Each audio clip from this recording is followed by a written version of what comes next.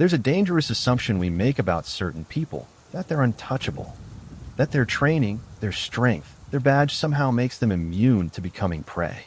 But predators don't always wear masks and break through windows in the night. Sometimes they share your bed. Sometimes they know exactly where you're vulnerable, because you've let them close enough to see.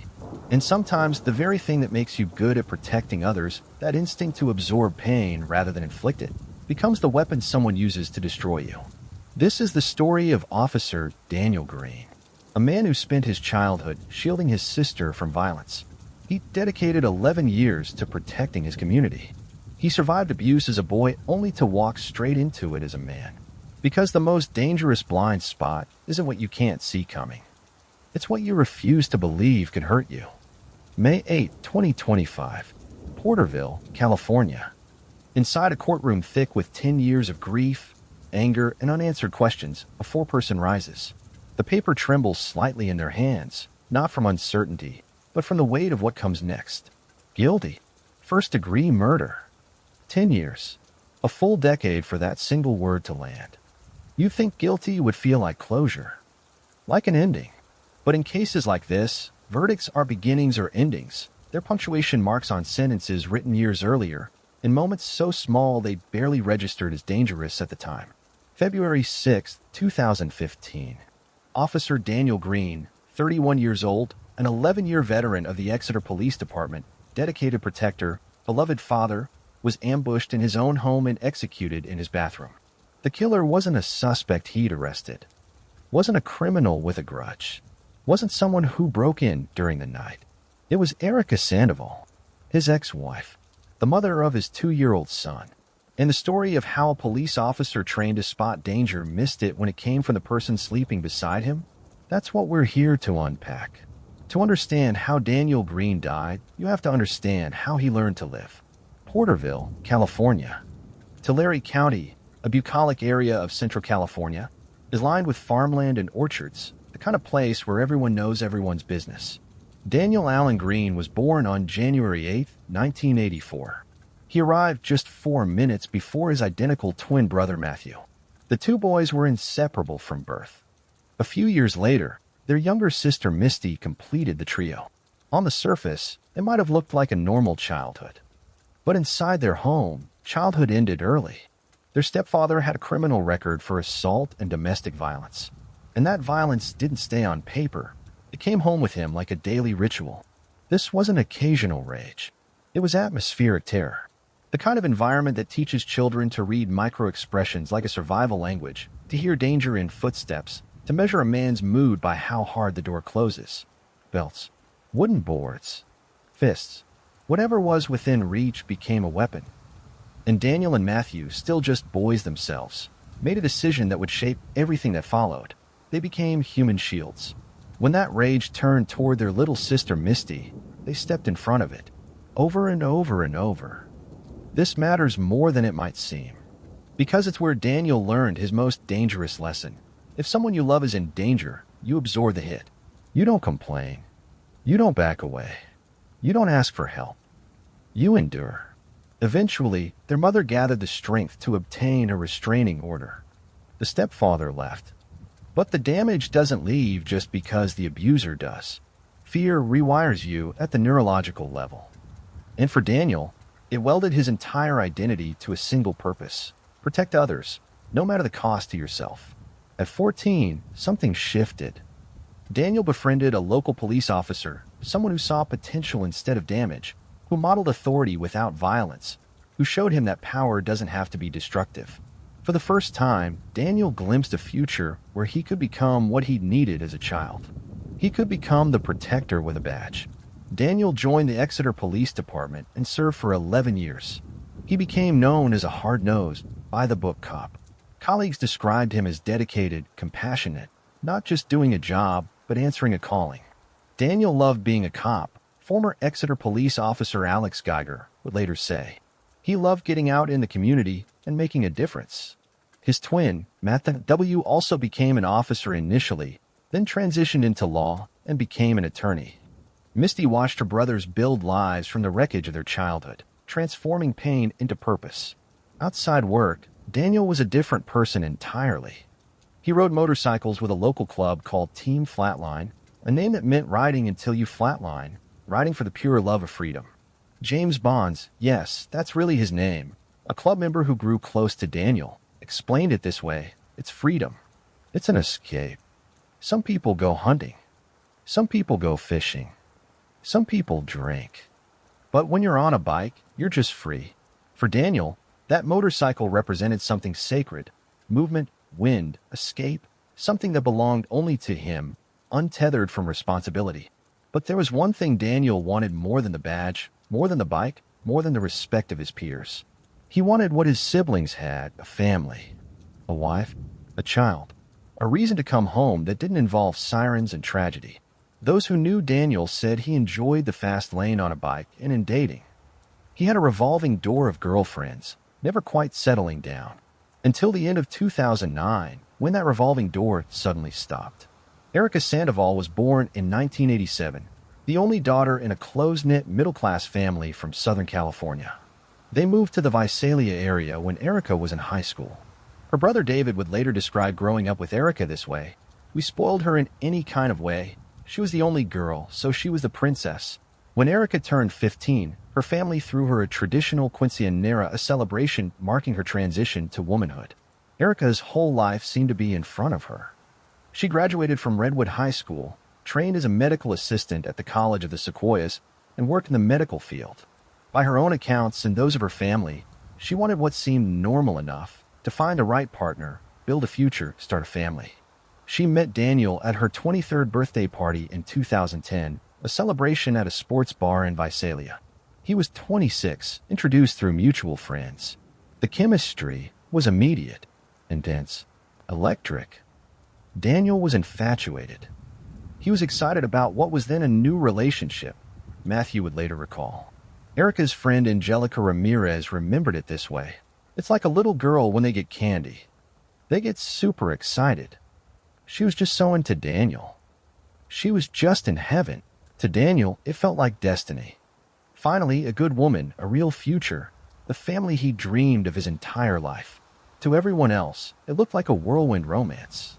Less than a year after they met, they surprised everyone by eloping to Las Vegas. Daniel was 26, Erica was 23. Misty remembers getting the news. "I remember getting a text message at 10 o'clock at night with a picture of a marriage license in Vegas."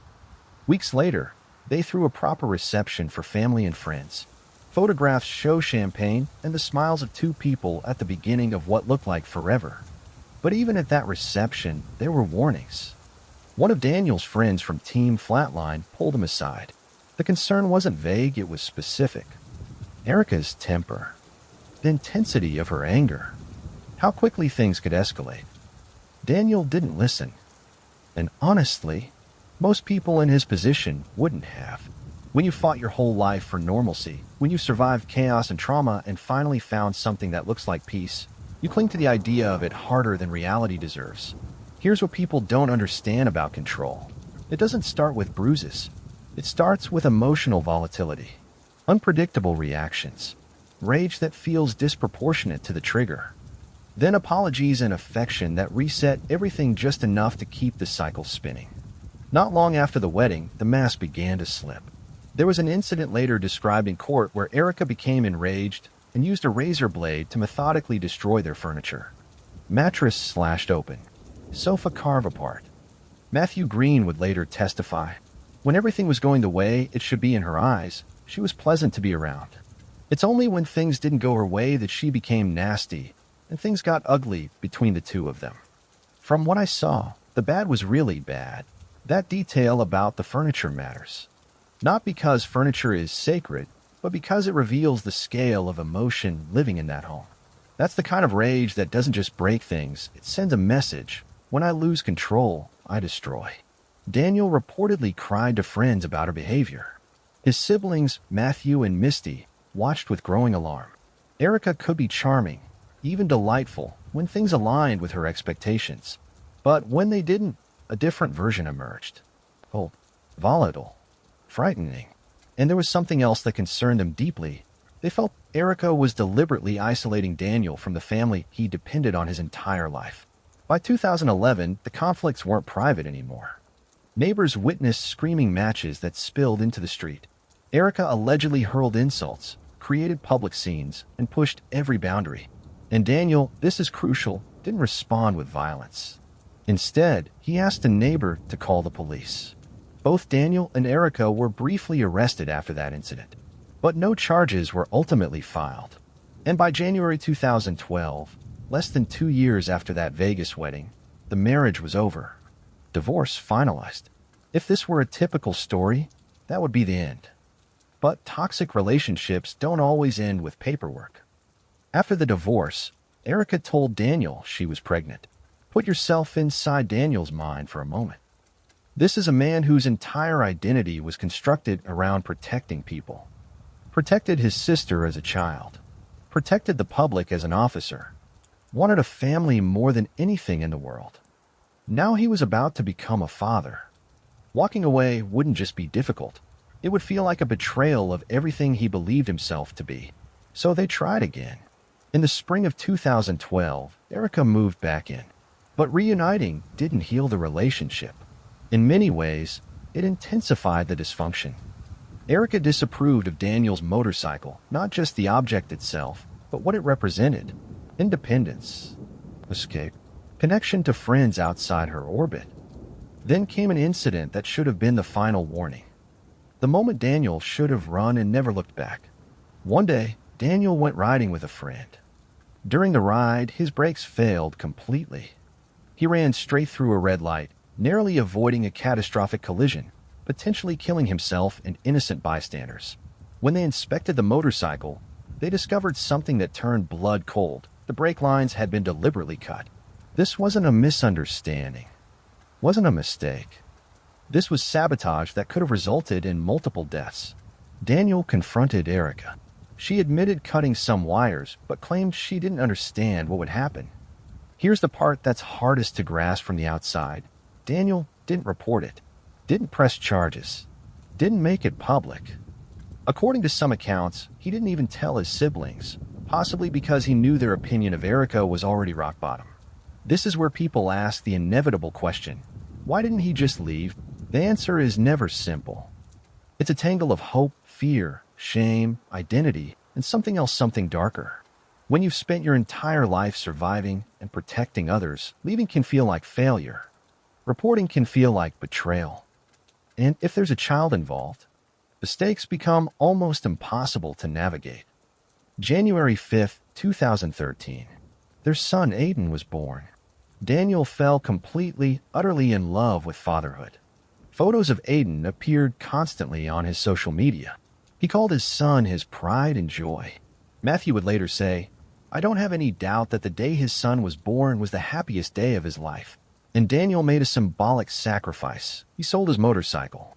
The thing that represented freedom, independence, escape. Gone. For several months, life seemed almost stable. Almost. By June 2013, Daniel reached his limit. He asked Erica to move out. She left, taking Aiden with her.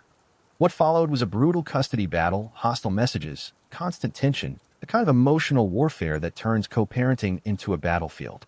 Court records would later reveal nasty and contentious texts sent by both sides. But there was something else, something Daniel began doing that would prove crucial years later. He started recording everything. Daniel began creating videos and audio files of their interactions, evidence of verbal and physical abuse, protection against false accusations. In one recording played at trial, you can hear Daniel yelling profanities, calling Erica names. The defense would use these tapes to paint Daniel as an abuser. But the prosecution argued these recordings showed a man defending himself, documenting reality, trying to protect himself legally in a relationship that had become toxic warfare.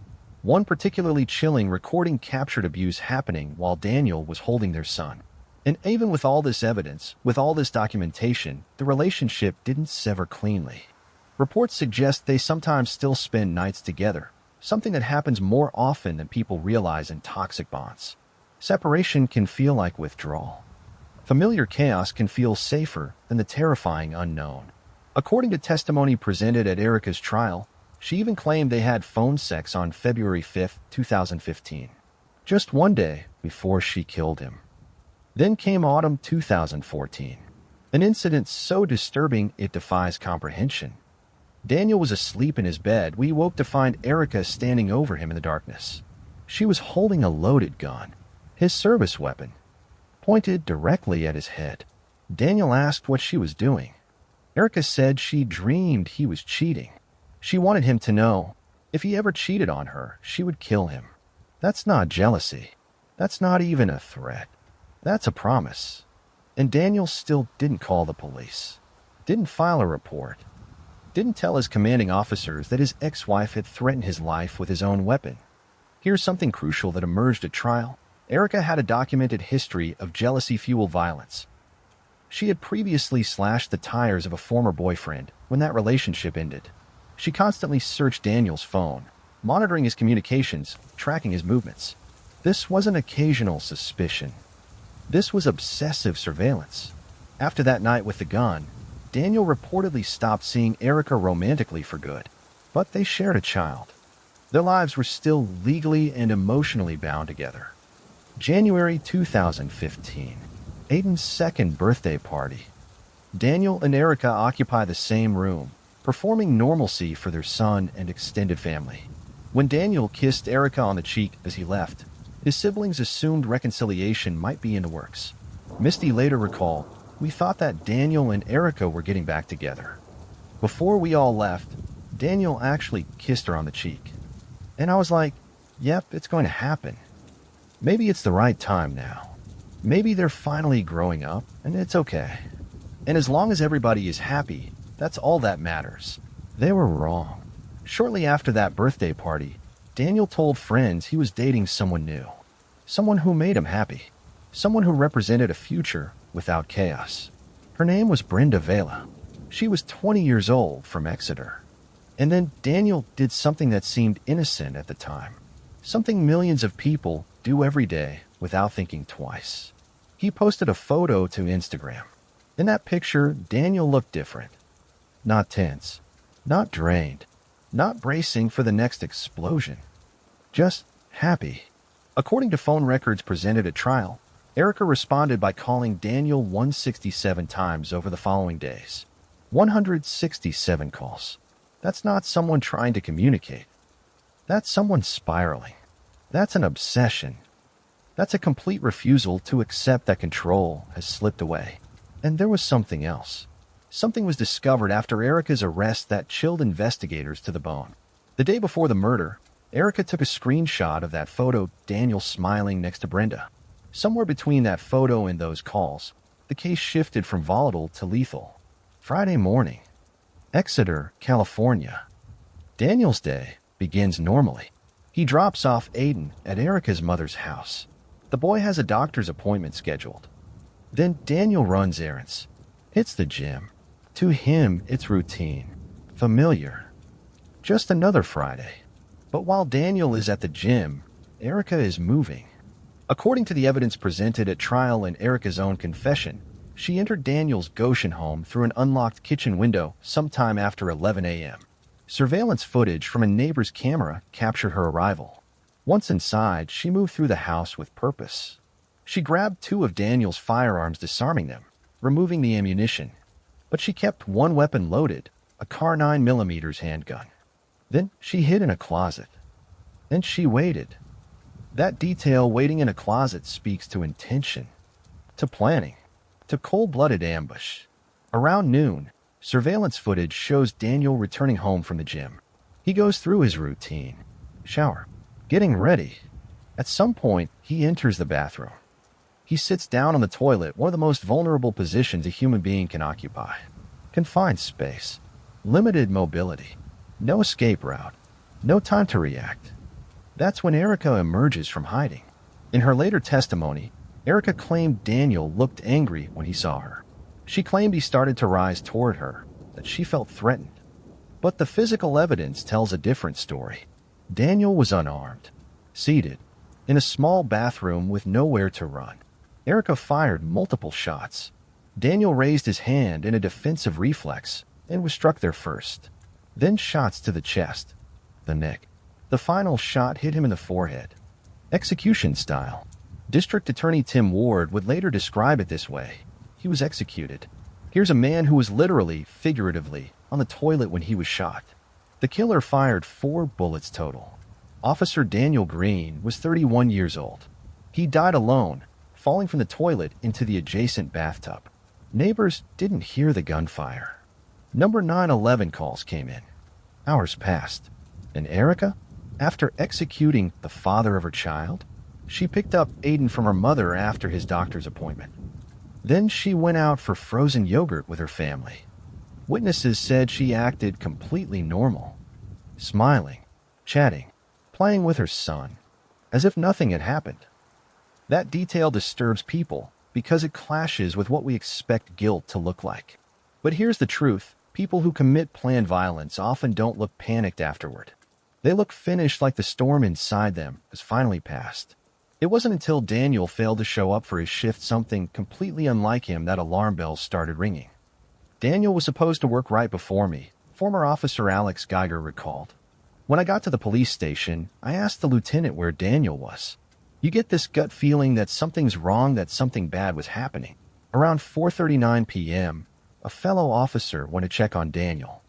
He was found dead in his bathtub. When deputies arrived at the scene, everything screamed ambush. This wasn't a crime of passion. This was calculated. Daniel's history with Erica was well known to local law enforcement. The custody battles, the conflicts, the volatility.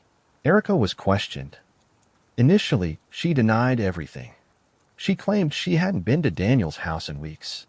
She even constructed an elaborate story about seeing another person near Daniel's house, someone who could have been the real killer. But investigators had something Erica didn't expect: technology. Surveillance footage from a neighbor's camera captured a woman entering Daniel's home that morning around 11 a.m. The figure matched Erica's description. The same footage showed Daniel returning home about an hour later. Then, just before 1 p.m., Erica left. When detectives confronted her with the video evidence, her story collapsed. In a recorded interview later played in court, you can hear an officer telling Erica, "You are not telling us the truth, Erica. This is the most ridiculous lie I've ever heard, and you're going to go in front of a jury with that."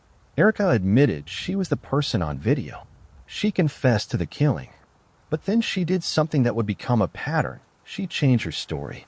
Initially, she told investigators she killed Daniel because she wanted full custody of their son.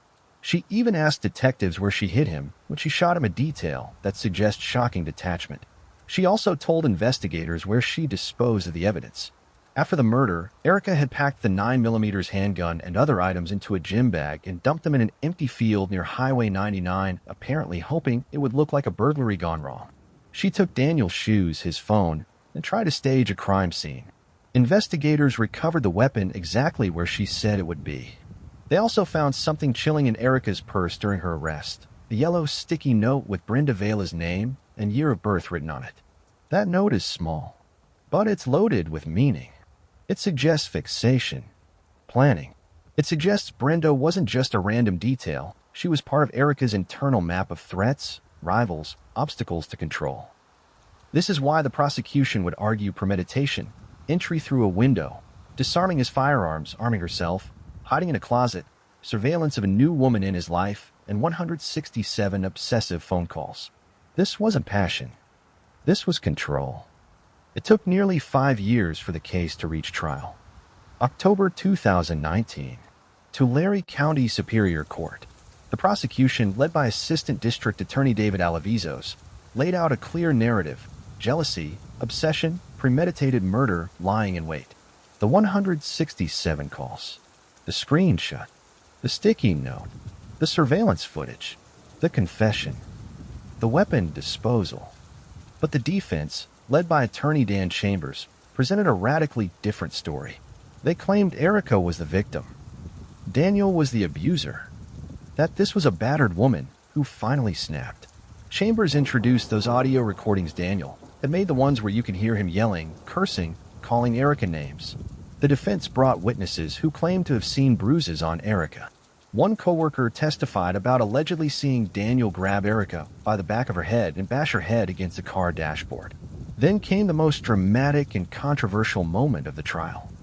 Erica Sandoval took the witness stand, and she told a story she had never revealed before. Not to police in her initial interviews. Not in the immediate aftermath of the crime. She testified that on February 6, 2015, she broke into Daniel's home to snoop around and collect some of their child's belongings. But while inside, she claimed she found child pornography in Daniel's safe.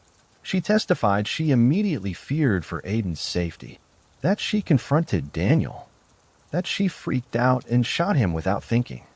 I didn't even know what I was doing, she told the jury. No thought was put into it. Investigators had found no evidence of any such images. District Attorney Tim Ward told CBS News, "That's the very first time we had ever heard about anything like that." Prosecutor Alavizos argued in court, "That's a disgusting lie to make you feel Daniel's not worth a murder charge, to devalue him as a human being. That is the sole purpose of it." The defense countered that other images on Daniel's devices corroborated Erica's story, though these were never presented as evidence of illegal content. Ward later reflected, "We were trying Ms. Sandoval for the murder of Mr. Green, and it seemed at times this trial took a different turn, and that was almost trying to murder the memory of Mr. Green. I can only imagine how tough that was for his family, to have to sit and listen to that. This is one of the cruelest aspects of cases like this. Even after death, the victim is put on trial, unable to defend themselves, unable to speak. Their memory was weaponized. After 4 days of deliberation, the jury returned to the courtroom. They were deadlocked. 11 jurors voted to convict for first-degree murder. 1 juror refused. A mistrial was declared. For Daniel's family, it was devastating. A decade of grief compounded by the feeling that justice had slipped through their fingers. Misty later said, "I really thought one day she would kill him. The case wasn't over." The district attorney's office immediately vowed to retry. But delays mounted. Scheduling conflicts. Attorney changes. The COVID-19 pandemic shut down courts. The high-profile Golden State Killer case demanded resources. Years passed. Then, in a moment of poetic symbolism, the second trial began on February 6, 2025, exactly 10 years to the day after Daniel's murder. Same evidence. Same competing narratives. Different jury. The trial lasted 3 months. Both families wore purple to court, a symbol of domestic violence awareness. All the evidence was presented again. The surveillance footage, the recordings, the phone records, the sticky note, the testimony. The jury heard Erica testify again about alleged abuse, about fear, about those child pornography claims. They heard Matthew Green testify about what happened when he went to pick up Aiden after the murder, how the toddler came running out screaming "Daddy," because he thought Matthew was Daniel. They heard about Erica's pattern of jealousy, the slashed tires from a previous boyfriend, the constant phone searches, the obsessive surveillance. They heard expert testimony about the physical evidence, the gunshot wounds, and the position of Daniel's body. On May 8, 2025, after days of deliberation, the jury reached a verdict. The jury concluded that Erica personally and intentionally discharged the firearm that killed Daniel. They found the special allegations true, but rejected the special circumstance of lying in wait, which meant Erica was ineligible for the death penalty. When the verdict was read, Daniel's family broke down in tears. In an exclusive statement, they said, "10 years is a long time. It feels like certain parts of our lives have been on hold. It feels like we can move forward in many ways." June 5, 2025. Tulare County Superior Court. Judge Juliette Boney sentenced Erica Sandoval to 50 years to life in prison. But there's a catch. Under California Assembly Bill 3234, passed in 2021, Sandoval may be eligible for an elder parole hearing when she reaches age 50 and has served 20 years of continuous incarceration. That means in approximately 12 years, the family will have to attend a parole hearing and relive this trauma all over again. Prosecutor Alavizos expressed frustration. "The family has to go to a parole hearing in about 12 years, and I don't like that." Erica's defense attorneys filed a notice of appeal. When adults wage war, children inherit the ruins.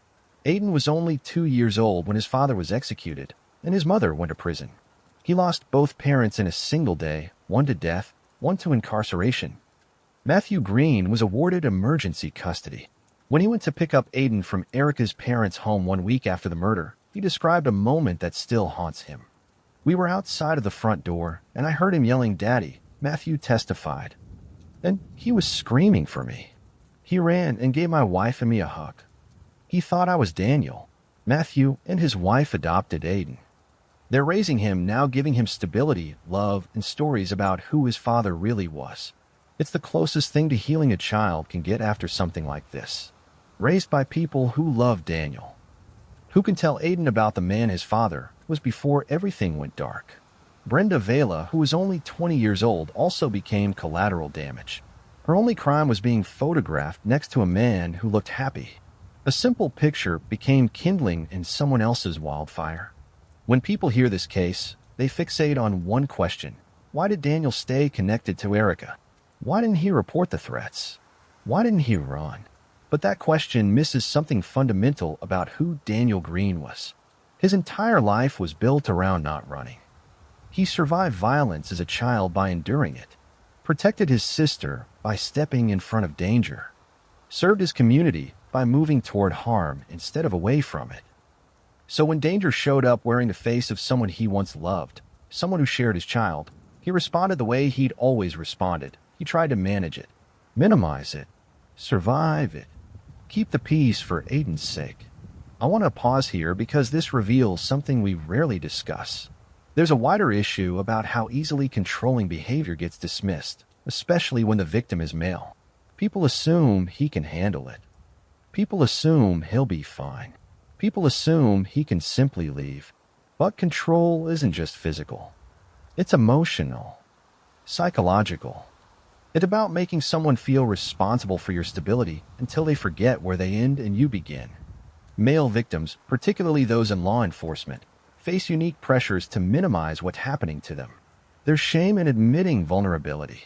Silence feels safer than admitting you're trapped. And in this case, control escalated into violence not because the signs weren't there, but because the signs were normalized. A razor blade through furniture. A motorcycle was sabotaged. A gun was pointed at a sleeping man's head. 167 phone calls in a matter of days. Breaking in through a window. Hiding in a closet. 4 shots were fired in a bathroom. This wasn't sudden. It was built, step by step. Warning by warning, red flag by red flag, until there was nowhere left to run. If there's anything to take from this tragedy, it's this. Love should never make you afraid to fall asleep. Love should never require you to surrender your freedom to keep someone calm. Love should never demand that you absorb violence to maintain peace. And when someone shows you who they are through their actions, not their words, not their promises, not their apologies, but their actions, believe them the first time. Daniel Green spent his life protecting others.